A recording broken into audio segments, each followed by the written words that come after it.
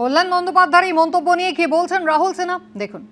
তৃণমূলটা যে থাকবেই না এ কথা তো আমরা বারবার বলে এসছি।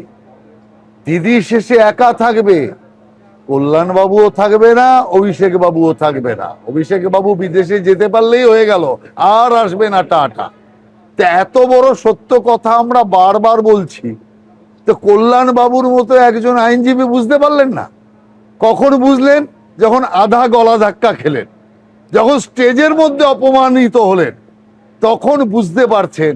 এখনো ছাড়ছেন না, কারণ আরো গলা ধাক্কা খাওয়া বাকি আছে, তারপর উনি ছাড়বেন। সেই কারণে তৃণমূল বলতে কিচ্ছু থাকবে না। মমতা ব্যানার্জি তৈরি করেছে তৃণমূল, অভিষেক ব্যানার্জি সমাপ্ত করে দিয়ে যাবে তৃণমূল কংগ্রেস।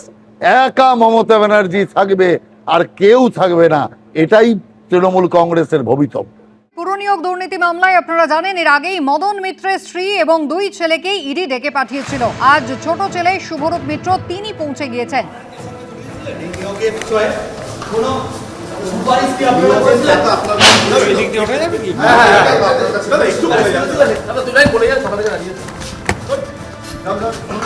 দাদা আপনার মা কি আসবেন আজকে? মদনদা জানিয়েছেন সব রকম সহযোগিতা হবে, আপনি কি বলবেন? কোনো কমেন্ট প্লিজ। আপনার মা কি আজকে আসবে?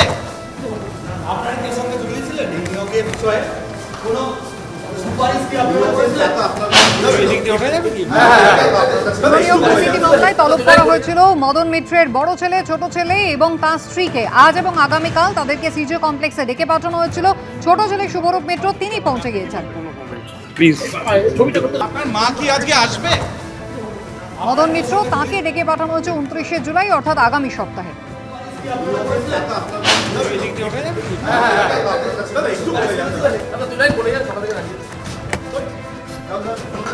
দাদা আপনার মা কি আসবেন আজকে?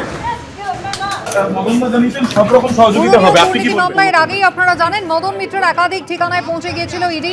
গত মাসের 13 তারিখে ইডি আধিকারিকরা তারা দক্ষিণেশ্বরের ফ্ল্যাটে, জোকার ফ্ল্যাটে, মদন মিত্রের ভবানীপুরের বাড়িতে পৌঁছে গিয়েছিলেন এবং ইডির দাবি যে শুধুমাত্র নগদে নয়, সোনা দানার বিনিময়েও মদন মিত্র কামারহাটি এবং টিটাগড় পুরসভায় অন্তত 125 জনকে চাকরি দিয়েছেন। পুরনিয়োগ দুর্নীতির তদন্তে আপনারা জানেন একেবারে রেট চার্ট তৈরি করা হয়েছিল, এক একটা পদের জন্য এক একটা রেট ধার্য করা হয়েছিল এবং এই সমস্ত অভিযোগের সূত্রপাত কিন্তু হয়েছিল সেই অয়নশীলের বাড়িতে। যখন ইডি নথিপত্র পেয়েছিল অয়নশীলের বাড়ি থেকে পাওয়ার ডায়েরিতে, সেখানে MM নামক সাংকেতিক চিহ্ন ছিল এবং তারপরে কিন্তু তদন্তে নাম আসে মদন মিত্রের। পুরনিয়োগ দুর্নীতি মামলায় তার বাড়িতে গত মাসে তল্লাশির পর এবার তাকে জিজ্ঞাসাবাদের জন্য ডেকে পাঠানো হয়েছে। মদন মিত্রকে আগামী সপ্তাহে ডাকা হয়েছে, তার আগে তার স্ত্রী এবং দুই পুত্রকে ডেকে পাঠানো হয়। ছোট ছেলে শুভরূপ মিত্র তিনি আজকে এসে পৌঁছেছেন। আপনার মা কি আজকে আসবে?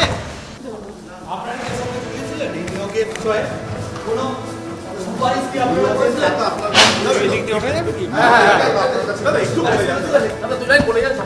তদন্তে সব রকম সহযোগিতা করবেন আগেই জানিয়েছেন মদন মিত্র। যদি আমায় ডাকে আমি কোনো ডেট, অসুখ, জ্বর, কোনো বাহানা দেব না। আমি সমস্ত রকম ভাবে ইডি কে সহযোগিতা করব। এই সপ্তাহে তো আপনার পরিবার মানে আপনার স্ত্রী এবং পুত্রদেরও ডেকেছে, এই সপ্তাহে তো যাওয়ার কথা, তারা যাবেন? সবাই যাবে, প্রত্যেকে সহযোগিতা করবেন। সেন্ট্রাল গভর্নমেন্ট এজেন্সি অফিসিয়াল আমাকে ডাকলে আমরা ফুল সাপোর্ট দেবো।